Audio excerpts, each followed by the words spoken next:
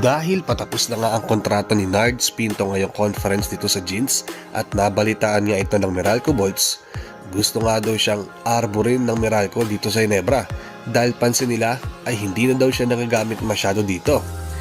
Hindi nga maiwasan ni Nards Pinto na maluha sa desisyon na gagawin sa kanya ng Ginebra Management dahil ang buong akala niya ay dito na nga siya magre-retiro dahil napamahal na nga siya dito sa kanyang mga teammates at sa pamumuno na nga rin ng SMC. Madami na siguro ang nakakapansin na hindi na nga masyado nagagamit itong si Nards Pinto dahil nga nagiging overload na naman nga ang guard position sa Barangay Ginebra. At patapos na nga ang kontrata ni John Pinto dito sa Barangay Ginebra, gusto daw arborin ng Meralco Bolts itong si Pinto dahil kailangan nga nila ng isa pang legit point guard para sa kanilang kupunan dahil hindi naman daw siya nagagamit dito sa Ginebra. Oo, andiyan nga yung presence nila Nards Pinto at Dillinger. Pero napapansin niya na nga na, lalo na nga si Dillinger, hindi na nga masyado nakakontribute, especially dito sa mga practice games nila na nakalipas. Kaya nga napapaisip din ng gusto itong si Coach Tim kung babibitawan niya ba talaga itong si Nards Pinto sa kanilang lineup. Kasi kahit pa paano, alam na nga rin nila yung triangle system. Unlike yung mga bagong lilipat na naman. So panibagong adjustment na naman nga yan para sa Jeans. Pero yun nga, ayon sa rumors kasi, nagkagulo daw kasi sa practice game itong si Scottie Thompson at Nards Pinto. Sa isang possession yan. Hindi nga raw kasi nagustuhan ni Thompson na yung mga pananalita nga ni Pinto sa kanya. Na parang napikon na nga kasi si Nards Pinto dito kay Thompson. Alam niyo naman na medyo physical nga itong si Thompson, even sa practice game. Tapos, mas maganda nga nilalaro niya, lalo na kapag in-game na. Medyo malaking problema nga ito para sa kanilang kupunan. Nililinaw ko lang, ito ay ayon lamang sa isang kuliglig mga ka-O Sports. Ayan pa naman ang pinaka-iniiwasan na mangyari nga ng Ginebra, especially nga itong star player nilang si Scottie. Ayaw nilang merong ang gugulo sa isipan niya at kailangan niya mag-focus ngayon sa game. Kasi napakalaki nga ng role niya ni Scottie na for sure alam ng mga viewers yan at especially ng Ginebra Management. Dahil nga doon, hindi nga daw maiwasan na maging emosyonal nito ni Nards Pinto sa nabalitaan niya ngang baka ngayong conference na nga lang siya or baka sa susunod. Kasi hindi nga raw na-extend ang kanyang kontrata dito sa Barangay Ginebra.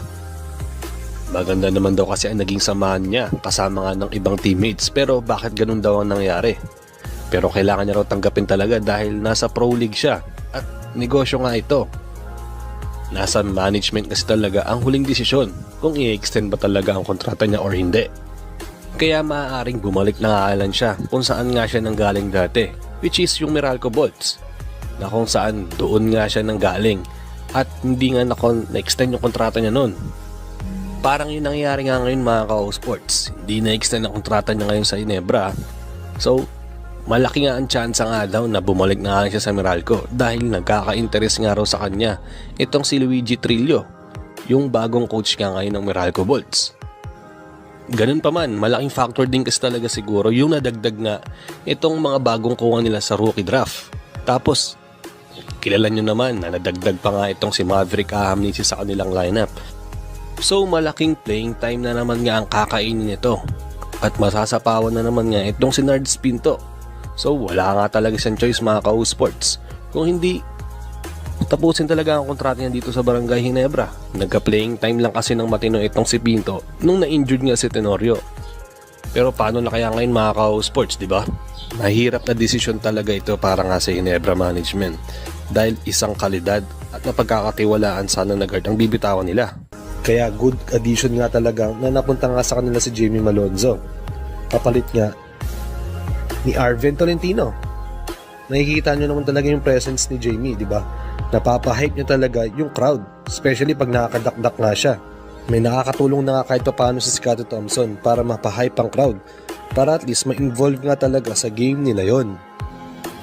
Kaya sana man lang mapag-isipan nga talaga ni Coach Tim or ng Ginebra Management kung tuluyan nga talagang bibitawan ng Ginebra ang mga binanggit ko na ayon sa rumors ay si Nards Pinto at Jared Dillinger na nanganganib nga talaga na baka hanggang ngayong conference na lang sila at baka bitawan na nga sila ng tuluyan next conference pagsimula ng panibagong Governor's Cup.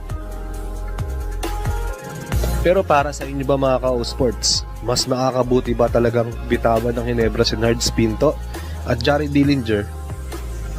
Or dapat mag-stick na lang sila sa mga players na yan dahil mas kabisado na nga nila ang triangle system, unlike sa mga bagong lilipat na naman or mga baguhan na kukuhain nila sa PBA Rookie Draft.